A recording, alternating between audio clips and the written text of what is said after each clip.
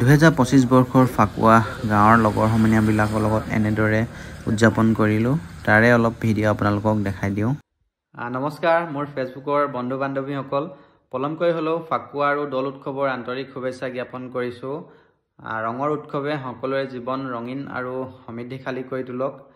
ময়ো এবাৰ খুব সুন্দৰকৈ ফাকুৱা উদযাপন কৰি ঘৰত ফ্ৰেছ হৈ ল'লোঁ আৰু আশা কৰোঁ আপোনালোকেও খুব সুন্দৰকৈ ফাকুৱা উদযাপন কৰিছে। আৰু যিসকলে কৰিব পৰা নাই তেওঁলোকক মই আশা কৰোঁ নেক্সট ইয়েৰ খুব সুন্দৰকৈ তেওঁলোকে উদযাপন কৰিব পাৰিব।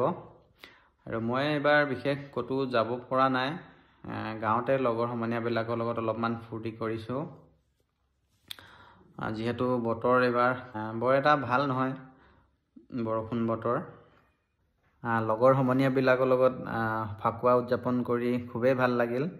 আৰু আপোনালোককো মই শুভেচ্ছা এটা দিওঁ বুলি ভিডিঅ'টো প্ৰস্তুত কৰিলোঁ। যদি ভাল লাগে তেন্তে লাইক কমেণ্ট এটা কৰি দিব, তেতিয়া আৰু ভাল লাগিব।